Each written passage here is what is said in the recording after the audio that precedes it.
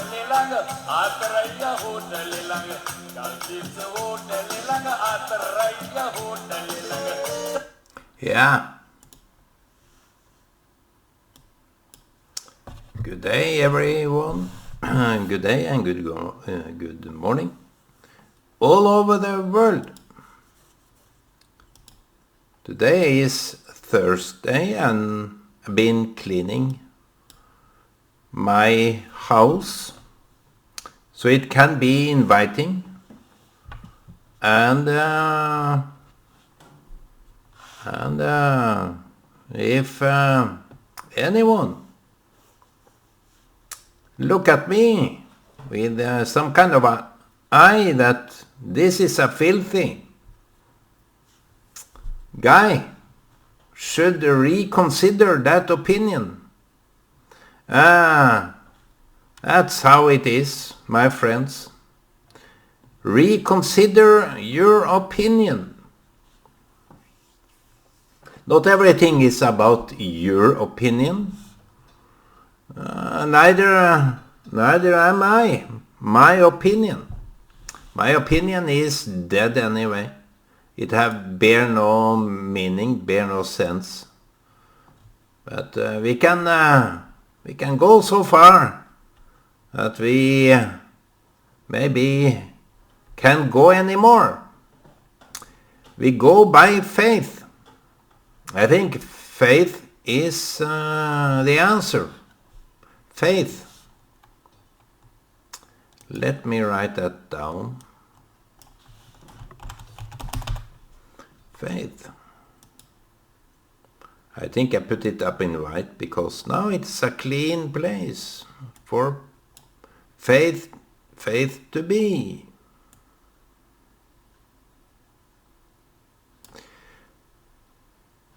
A clean place for faith to be. I think faith needs a clean space. I often thought or reflecting something that I think is of some importance. Because if you want to stand up for justice, you have to be just yourself. Many people, I heard something yesterday, that those parties that wasn't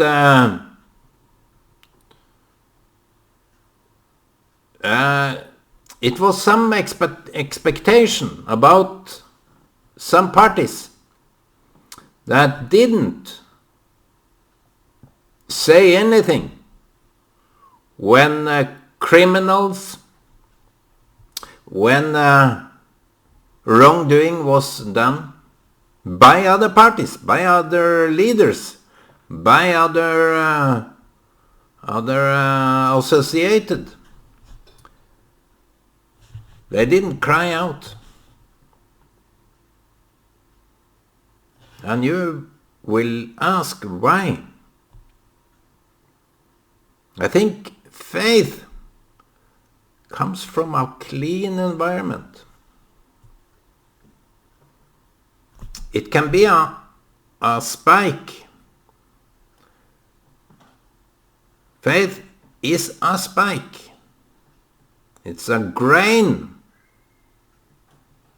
It's a light, very tiny light, like when you shine your torch on some diamonds, which you can see.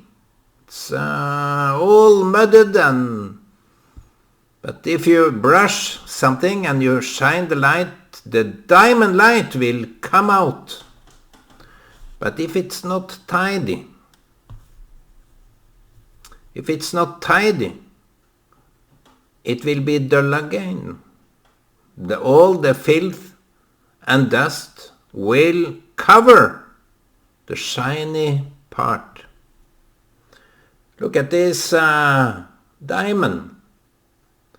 It's shiny because it is uncovered.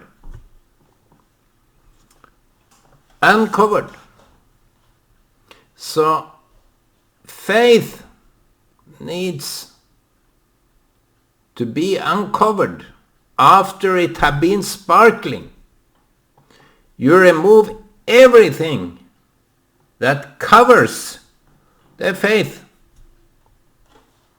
I'm not only talking about religious faith, but faith can't deal with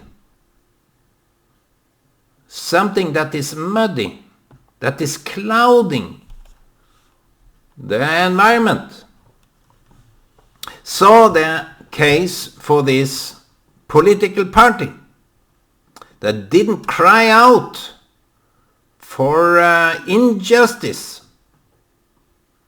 wasn't taking any responsibility while they were not found in guilt. No one found them to be guilty, but why wouldn't they cry out when injustice was done by other people? And I also thought, back in those years where I was very active, because when I was very active as an activist in the church,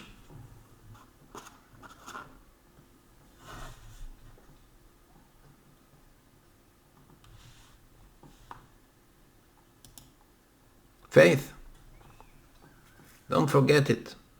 Don't forget it. When I was, take into consideration, it is only my experience. But even though it's not far from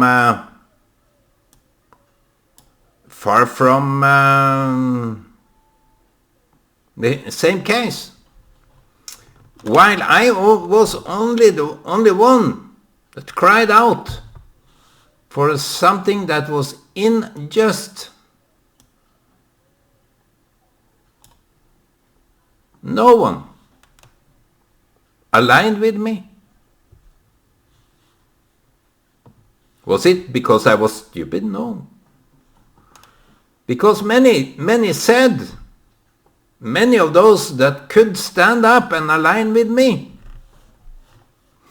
not with me per se, but with the case. With the case. They could have aligned, but I didn't do it. Because they said to me, you are right. According to the Bible, according to this and that, according to the just, you are right. So I asked them rhetorically, why don't you align with me? Why don't you join with me? Why don't you go with me on this path? And they said,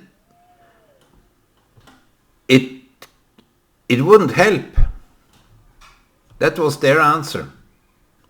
But now I see more to that answer. Because I was, back in those years, I was, my conscience,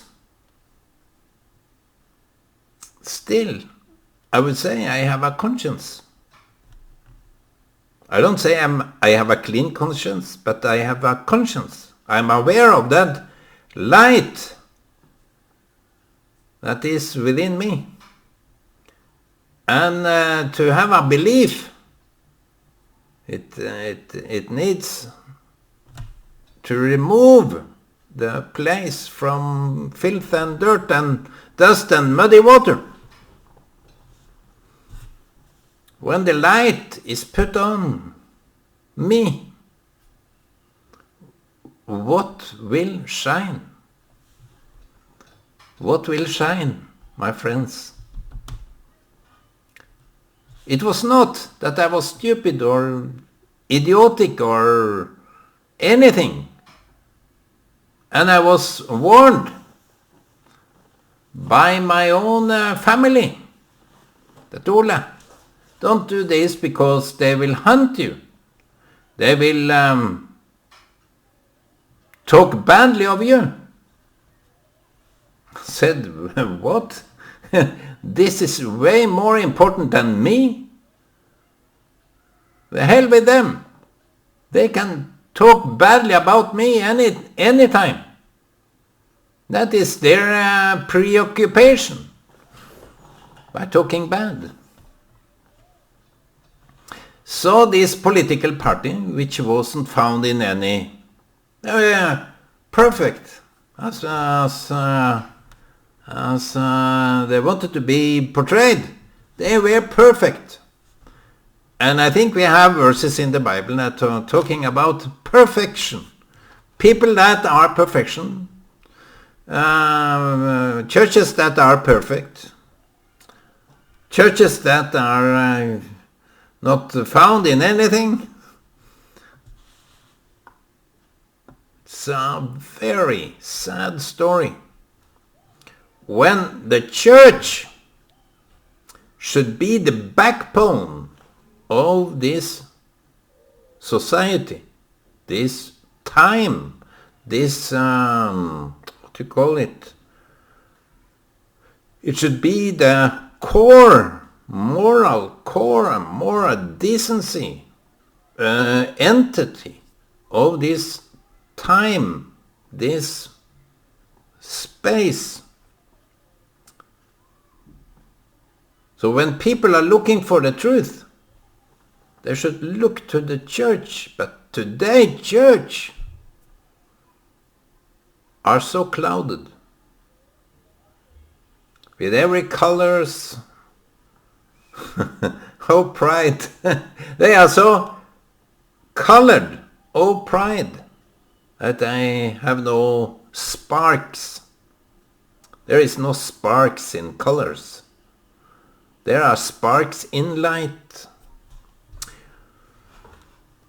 So if you don't have the light, you can reflect the light. And if you can't reflect the light, where would we go? What would we be, or what would we do without any light?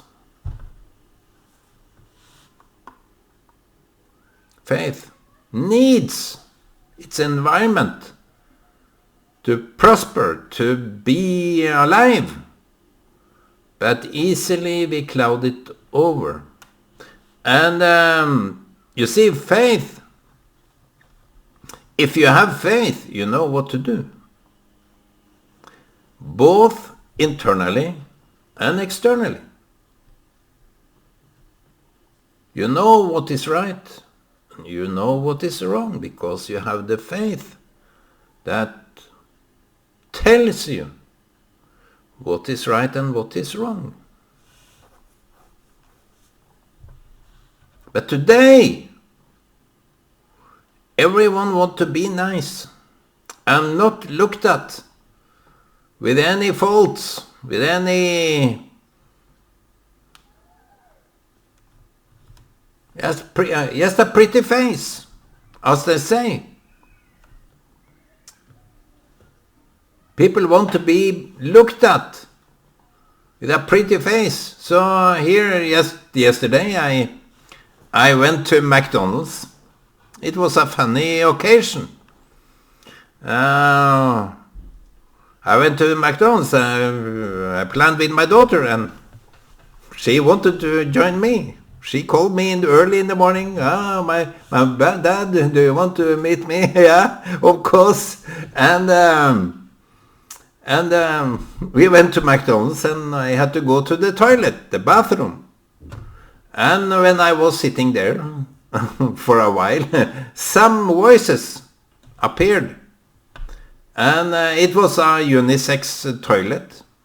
So I wouldn't harass anyone that came in that was not in my gender. There were two ladies. When I entered the sink to clean my hands, I hope you do that too when you have been to the toilet. You clean your hands. That's why we have the sink. We have even the soap. And the toilet, we have the paper. in order to dry it out. So, regarding the cleaning process, we came from a room with some issues. We needed to get it out. And in order to get it out, we clean ourselves. In order to be back to the safe, clean space and environment that we want to be about. So when I exited my toilet seat out in the room, cleaning room, 2 young ladies were sitting at the floor in that environment. They were so pretty, so nice, so sexy, so way over top, and with everything on the floor. And I commented on it. You are sitting here with everything on the floor in this bathroom environment. So I didn't want to harass them. I was not irritated enough to do that. I just commented on it. I just wanted to say the obvious fact that they were sitting there and they had no reaction. They were so into their own mind that they didn't even mind me. I don't know whether those ladies were there because they had a safe, because the other toilets were vacant. It was not busy, none were taken. It was only me that was farting along in this environment. So I exited the place. And I had to step over those legs and went down to the cashier and said, there are 2 ladies here that obviously like themselves up there at the floor on the bathroom. And the lady that had this smile, always the smile, I don't know why she is smiling like that, but she is always smiling, and she ordered a younger lady up to see to that issue. So you see, you can be pretty, you can be all that hot and nice and sexy and whatever you want to portray yourself at, but you are not aware of where you are. You are not aware of sitting in the most filthy place with hands. It was fingernail paint. All the faces were in the rush. I dislike all this cover up, but it is okay. It is the more the better, the prettier, the merrier. But you see, those ladies had no recollection of that they were put in a swine filth area. It's like putting a diamond or jewelry in the nose of a pig. They were down there. Just figuratively, just illustrated the idea that even though you can be the best, prettiest, nicest person, that try to cover up your act, that is evil, that is non-moral fragments. You are nothing but this endless waste of time, endless waste of value. Would you put yourself into that filth? Would you put yourself into that bag of shit? You see, they wouldn't align with me, with my cause, my important case, with the elders of the church, because they were afraid to be proven. But you, what about you? Who are you to judge us? And the political party wouldn't fight the fight for justice, because any news media would try to dig up something that is holding against those people that are so-called fighting for the just.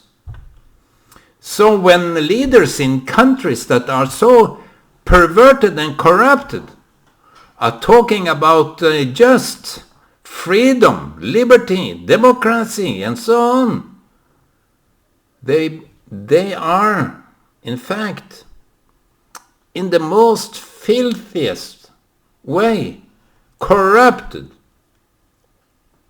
This is the worst scenario that can be shown. Who are you when you try to fight for just and not least preach the gospel of freedom, of the faith? Freedom in the light. First of all, you have to be there yourself.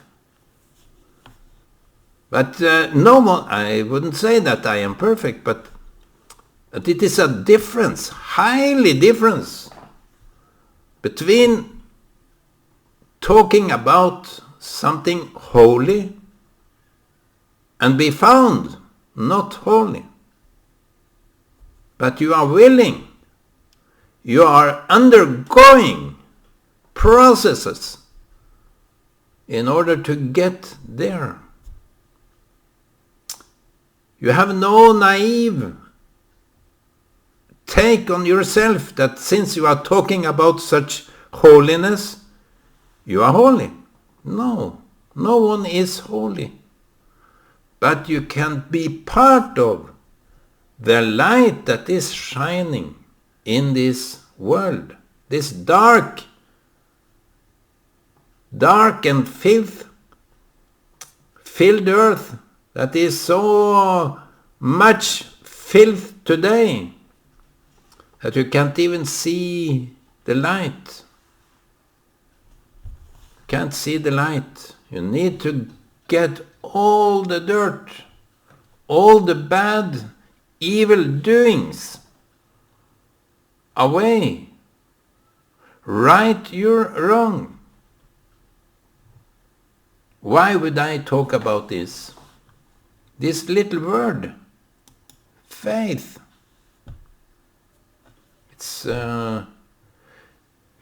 It needs this source of cleanliness. It needs this environment that you can clean it all out.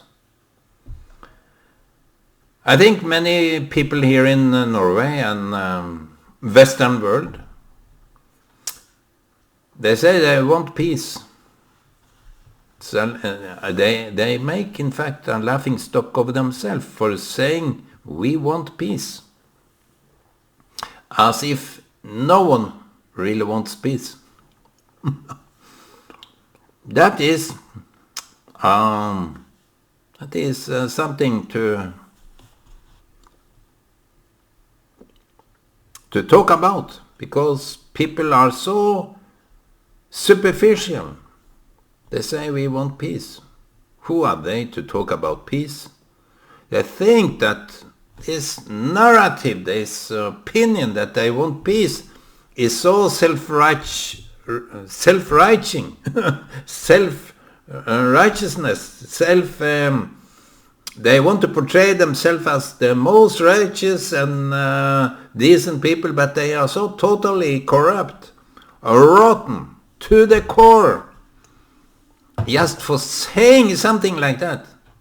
I want peace. What a laughing stock of themselves. I forgot to have my coffee. Yesterday I talked about praying for my past, my parents. Maybe the part of cleaning up is also to pray, really do the prayer for your ancestors.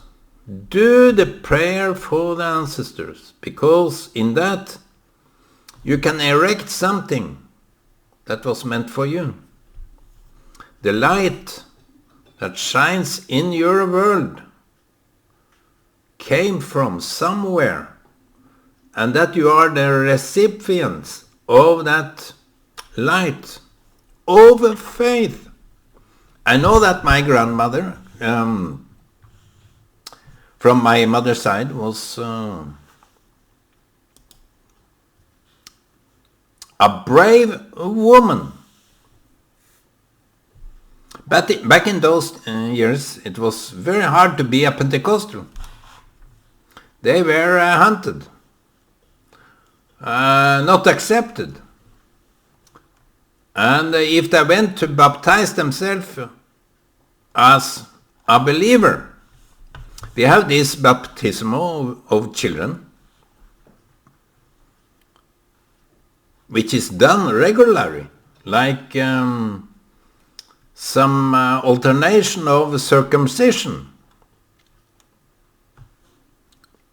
We do it. I don't do it. I wanted to have my daughter baptized out of their free will. No one pushed them. No one. And I broke down in tears when my oldest daughter had said to her granddad, I want to be baptized. You see, to pray for your ancestors, it comes from far away. The light of God, the light of faith comes from a far away distance. So I know that my grandmother had this light.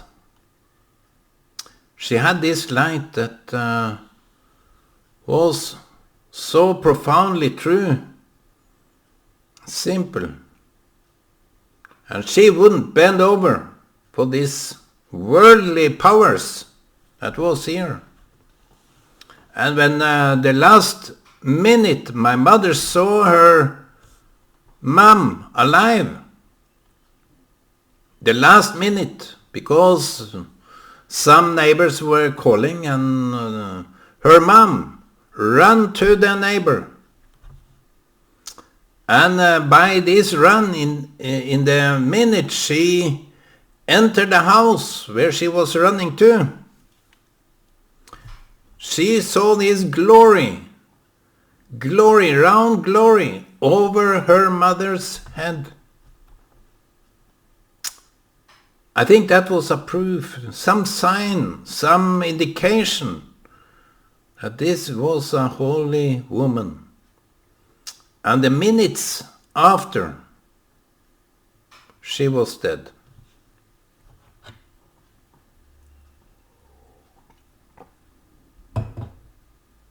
The minutes after. So my mother saw her mom with a glory. That was the last sight of her. I don't know whether my siblings know that or remember my mom told that. But I remember such stuff. The holiness can't be established in a filthy place without any admission, without any light. So the faith need a light to be seen on you. Okay. I wish you all a good day and shalom.